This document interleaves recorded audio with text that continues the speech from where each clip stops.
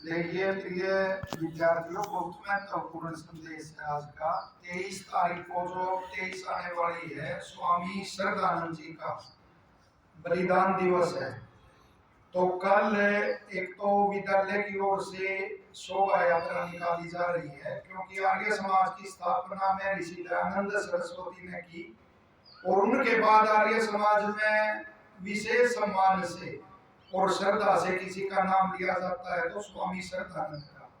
तो एक तो यात्रा निकाली जाएगी सुबह, वो रूपरेखा आपको बता देंगे, स्कूल मिलकर निकालेंगे वो यात्रा। और दूसरा, उससे अगले दिन 23 तारीख को वो सोनीपत के अंदर आर्य प्रतिनिधि सभा हरियाणा जो विद्यालय को संचालित करती है, वो एक कार्यक्रम का आयोजन कर रही है स्वामी श्रद्धानंद बलिदान दिवस के उपलक्ष्य में, जहाँ जो गुजरात के महामहिम राज्यपाल है आचार्य देवव्रत जी, तो वो वहाँ मुख्य अतिथि के रूप में आ रहे हैं। और यहाँ से भी स्टाफ के और कर्मचारी अधिकारी आसपास के आर्य समाज के लोग भाग लेने जाएंगे। लेकिन कल जो यात्रा है और ये कार्यक्रम आदि जो है, इसका आपके लिए तभी श्रद्धा से बना पाओगे जब पता होगा स्वामी श्रद्धानंद कौन थे, क्या उनका योगदान था। तो उसके लिए और जिस क्षेत्र में उनका योगदान था उस क्षेत्र का महत्व तो क्या है, ये कल मैं चर्चा कर रहा था। वो थे 11वीं के बच्चे मेडिकल के। मैंने उनको बताया जो तुम ये विद्या पढ़ रहे हो, आगे जाके जो मेडिकल लाइन में जिसको जाना है, जितने भी अस्त्र शस्त्र या सर्जरी का वो है, केवल इन औजारों के नाम बदल दिए गए हैं, इंस्ट्रूमेंट्स है सर्जरी के। आपको हैरानी होगी, ग्रंथ है हमारे पास, सुश्रुत एक ग्रंथ है, उसमें जो आगे जाके तुम औजारों के नाम पढ़ोगे, स्कूप से, स्पून से, प्रोब से, नीडल से, जो भी काम आते हैं, वो 101 प्रकार के औजारों का उसने उल्लेख किया उस ऋषि में। केवल ये उनकी बनावट का, केवल ये नाम बदल दिए गए। सूची का नाम है, अब नीडल नाम रख दिया। करोड़, हाफ करोड़, स्ट्रेट, ये नीडल होती है जो स्टिचिंग करने की, उनके सारे के सारे उसमें उल्लेख है। एशनी, प्रोब का नाम रख दिया, पस कैसे निकलेगी, प्लास्टिक सर्जरी का, वो सारा का सारा उल्लेख किया है। अब भी मिलिट्री हॉस्पिटल में नहीं जाओगे ना, बेस हॉस्पिटल में हम गए, वहाँ उस ऋषि का वो लगा हुआ है, प्रतिमा लगी हुई है। पीजीआईएमएस रोहतक में जाओगे लगी हुई है, विदेश में जाओगे करने के लिए मेडिकल का वो वहां लगी हुई है। तो ये सारी की सारी जितनी विद्या है, टाके कैसे लगाएं कि नजदीक, ज्यादा नजदीक ना हो, ज्यादा दूर ना हो। यदि चारों ओर फट गया है तो जैसे रफू करते हैं इस टाइप में टाके लगाएं। कौन सा घाव हो गया जिस पर लता की तरह बेल जैसे होती है, ऐसे टाके लगाए, वो सारा का सारा वर्णन उसके अंदर है। उसके अंदर इन्फेक्शन ना हो, किस किस औषधि का प्रयोग करें। तो सारी विद्या हमारे लिए हुई, उसको अब ट्रांसलेट करके अंग्रेजी में पढ़ के हम ये सोचते हैं अंग्रेजों ने दी है, और उससे धीरे धीरे देश का स्वाभिमान गिर जाता है। तो धर्म का इसको कैसे जोड़े। देखो ऋषियों ने कितनी बढ़िया बात कही, जब साइंस को उनके अनुसार मानते हो, अगर मेडिकल को उनके अनुसार मानते हो, तो धर्म के बारे में जो ऋषियों ने कहा उसे क्यों नहीं मानते। और उसे नहीं मानोगे तो सारे समाज में व्यवस्था होगी, मत पंथ के आधार पर बट गए, अलगाववाद की मांग क्यों उठती है कि ये इस मत के हैं, ये इस मत के हैं। विभाजन जब हुआ ना, एटम बम गिरा हिरोशिमा नागासाकी पे, शायद 2.5-3 लाख आदमी मरे, लेकिन विभाजन जब हुआ तो 10.5 लाख आदमी मरे। एटम बम ताकतवर हुआ या विचार ताकतवर हुए, बताओ। विचार, उन्होंने 10.5 लाख आदमी मार दिए। उनके मन में ये आ गई ये उस मत के हैं, उसके मन में आई ये इस मत के हैं। तो मैं ऋषि दयानंद आए और उन्होंने बताया कि भाई जैसे साइंस आदि यहाँ से चली, वैसे ही धर्म भी यहीं से चला था। वेदो अखिलो धर्म मूलम, के वेद में, वेद ही धर्म का मूल है। मत पंथ अलग अलग हो सकते हैं लेकिन धर्म एक है, और वो वैदिक धर्म है। उस पर यदि नहीं चलेंगे, एक भाषा के प्रति, एक जैसी मान्यताओं के प्रति, जब श्रद्धा नहीं रहेगी तो ऐसे ही अलगाव हो जाएगा, जातीय दंगे होंगे, मतपंथ के दंगे होंगे। तो उस कड़ी में जो ऋषि दयानंद जी ने काम किया और एक हलचल मचा दी पूरे देश में, तो ये स्वामी श्रद्धानंद जी का मुंह के गांव में भी गए, जगदीश जी और जालंधर तलवन के अंदर जन्म लिया। और पिता, वो तो लंबी कहानी हो जाएगी, संक्षेप में बताऊंगा। पिता पुलिस अधिकारी थे, तो बच्चे में अनेक प्रकार के दोष आ गए। और जब उनका स्थानांतरण हुआ काशी के अंदर, तो सुना ऋषि दयानंद आए हुए हैं। तो उस समय आर्य समाज से दूर करने के लिए तरह तरह की चाल चली जाती थी। स्वामी दयानंद के बारे में कहा जाता था, ये तो जादूगर है, इसके पास ना जाना वरना जादू कर देगा, क्योंकि क्रांतिकारी बन जाते थे। भगत सिंह के दादा ने स्वयं ऋषि दयानंद से जनेऊ लिया था, शहीद भगत सिंह के दादाजी ने। तो ये वो था, बच्चे क्रांतिकारी बन जाएंगे, यीशु सुना जाएंगे या एक ईश्वर को मानने लगेंगे, तो उसमें वो अफवाह चलाई गई और काशी में वो नहीं मिल पाए। आगे कहते जब बरेली में ऋषि दयानंद जी आए, तो स्वामी श्रद्धानंद के पिता की ड्यूटी थी उसमें, उनकी व्यवस्था में सभा की में। तो फिर स्वामी श्रद्धानंद जी के पिताजी थे, वो मूर्ति पूजक थे, लेकिन उन्होंने देखा भाई साधु है और बहुत उत्तम साधु है और धर्म की बात करता है, तो क्यों ना अपने बच्चे को भेजा जाए ताकि ये जो दोष इसमें आ गए इनसे दूर हो। तो उन्होंने उनको, मुंशीराम नाम था स्वामी श्रद्धानंद का, उनको कहा कि बेटे एक ऐसा साधु आया हुआ है, एक बार जरूर देख के आ।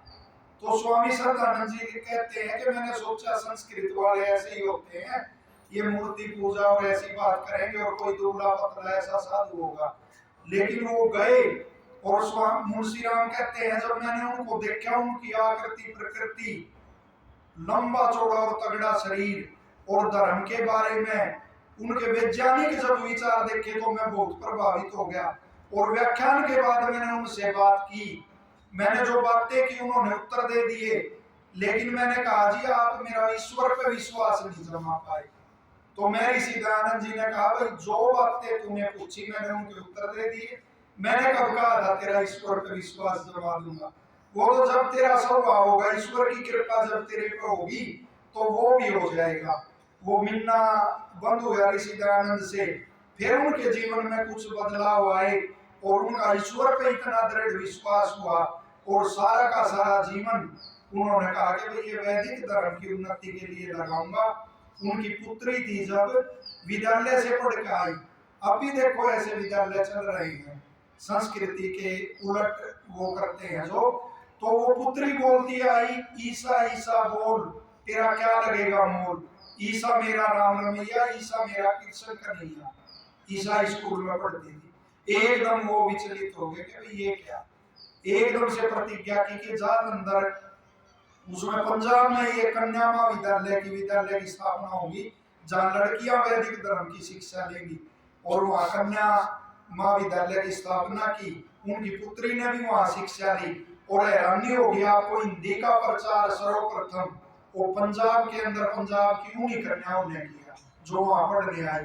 फिर उत्तर प्रदेश या आदि और उन जिलों में जहाँ वो विवाह हुआ उनका, उन घरों में भी वो हिंदी लेके गई। फिर एक संकल्प लिया कि ऋषि दयानंद का कार्य गुरुकुल प्रणाली के माध्यम से करना चाहिए, और कांगड़ी हरिद्वार के अंदर है जो, वहां जंगल के अंदर गुरुकुल की स्थापना की। अपने स्वयं के 2 बच्चों को दाखिला करवा और धीरे धीरे कुटिया बना के आज वहां यूनिवर्सिटी है, विश्व प्रसिद्ध यूनिवर्सिटी। सबने कहा कि कौन जाएगा, वो हमने है, सबने कहा जंगल के अंदर कौन जाएगा, लेकिन वहां स्थापना करके दिखाई। धीरे धीरे देश के विभिन्न भागों से बच्चे वहां शिक्षा ग्रहण करने आए और हिंदी माध्यम का पहला वो ऐसा विद्यालय और केंद्र वहां स्थापित हुआ।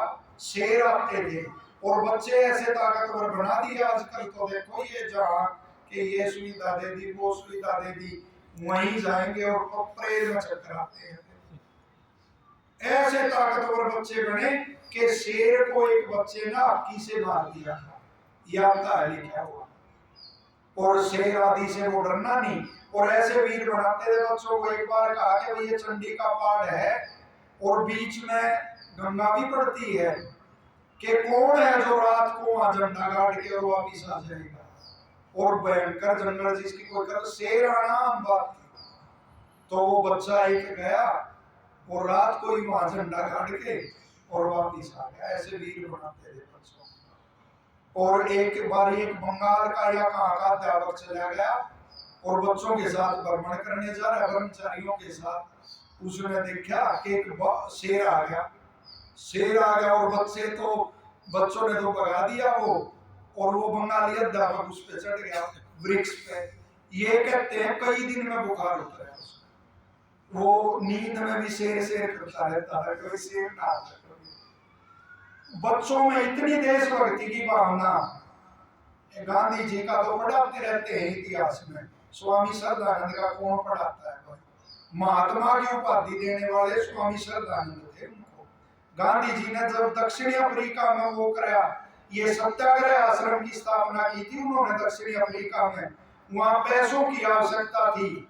हैदराबाद आदि में जब भी वो आया, ये कोई इसका हैजे आदि का प्रकोप आया, पैसों की आवश्यकता हुई, तो गुरुकुल के बच्चों को पता लग गया कि वहां पैसों की जरूरत है।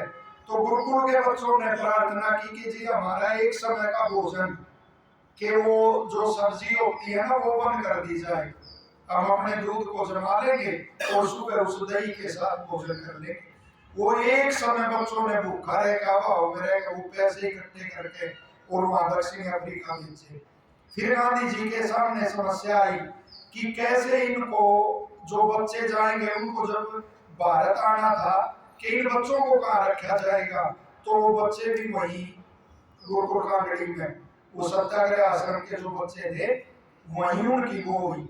जब भी आवश्यकता पड़ी, एक बार स्वामी श्रद्धानंद जी कहते हैं कि दो बच्चे मेरे पास आए और पैसों की आवश्यकता थी सत्याग्रह के लिए। तो उन बच्चों ने कहा, छोटे छोटे बच्चे, कि जी पैसों की आवश्यकता है और मंदिर में वो चल रहा मजदूरी का काम, हम मजदूरी करेंगे और वो पैसे बेचेंगे। स्वामी श्रद्धानंद जी कहते हैं, सुबह जब मैं प्रार्थना करने लगा ईश्वर से जो संध्या करता था, तो उन बच्चों की याद करके झरझर मेरी आंखों से आंसू गिरने लगे। भगत सिंह की यदि जीवनी पढ़ोगे ना तुम, आर्य समाज की लिखी हुई नहीं, आर्य समाज की, मैं तो ये कहूँगी उन्होंने अपने आप लिख दिया। मनोज बागेट बुक की पढ़ोगे भगत सिंह की जीवनी, उसमें स्पष्ट आएगा कि उनके अध्यापक का नाम जयचंद्र विद्यालंकार था, जो उनको उसकी शिक्षा देता था देश पे कुछ कर गुजरने की। और वो जयचंद्र विद्यालंकार स्वामी श्रद्धानंद का शिष्य था, गुरुकुल कांगड़ी में पढ़ा हुआ। कभी ये जो शहीद भगत सिंह के जो पोते हैं वो गुरुकुलों में गए, उन्होंने स्पष्ट कहा, भी कहते हैं हमारे परिवार ने देशभक्ति के संस्कार आर्य समाज से प्राप्त किए। और भी स्वतंत्रता आंदोलन में उनका बहुत बड़ा योगदान स्वामी श्रद्धानंद जी का रहा। चाहे रोलट एक्ट के विरुद्ध अभी वहां घंटाघर पे देखोगे उनकी प्रतिमा लगी हुई है। रोलट एक्ट जब अंग्रेज लाए तो दिल्ली में हड़ताल कराने का या प्रदर्शन करने का केवल उन्होंने काम किया था, पूरी पब्लिक पीछे थी। और आगे जब गए तो सैनिक खड़े हुए थे अंग्रेज, तो वो गोलियां चलाने लगे तो एकदम से अपना सीना खोल दिया कि भाई बेकसूर जनता पे नहीं मारना है तो मेरे को मारो। और वो साधु पर गोली नहीं चला सके कि बहुत बड़ा उपद्रव हो जाएगा। अंत में उन्होंने एक अभियान चलाया, शुद्धि आंदोलन, के जो इसको वैदिक धर्म को छोड़कर अन्य मत पंथ में चले गए थे उनको वापिस लाने के लिए एक आंदोलन चलाया और 2 लाख व्यक्तियों को वापिस उसमें ले आए वैदिक धर्म में, हिंदू महासभा के साथ मिलकर। तो इससे परेशान हो गए, इससे वो उन्मादी हो गए। एक मतांध युवक था अब्दुल रशीद, उन्होंने वो गोली चलाई, उनका वो शहीद हो गए। तो ऐसे उनका वो है जन्म दिवस। और एक बार फिर जैसे तुम्हारे को समझाते रहते हैं, कल बड़ी श्रद्धा से वो चलेंगे, वो लगाते हैं। यदि ऐसे महापुरुषों के प्रति श्रद्धा रखोगे तो ना जातिवाद में फंसोगे ना अलगाववाद में, वरना ऐसा भयंकर समय होगा। किसी साइंटिस्ट ने कही थी ना बड़े ने कि अगला विश्व युद्ध भाई ये इनसे नहीं लड़ा जाएगा, परमाणु बम ये नाखूनों से और दांतों से, उनसे तो देश लड़ेंगे। आपस में ये लोग तो इन्हीं से लड़ेंगे, वो उस जाति का, वो उस जाति का, वो उस मत का, वो उस मत का, आपस में ही मारोगे। और बेकसूर को मार रहे हैं, नेता नेता या वो नहीं मार रहे आपस में, जनता ही तो मारने लग रही है आपस में, जनता भी मार रही, इसी को गृह युद्ध कहते हैं। तो कल है बड़ी श्रद्धा से चलेंगे जैसे व्यवस्था और वो जगदीश जी मनाएंगे।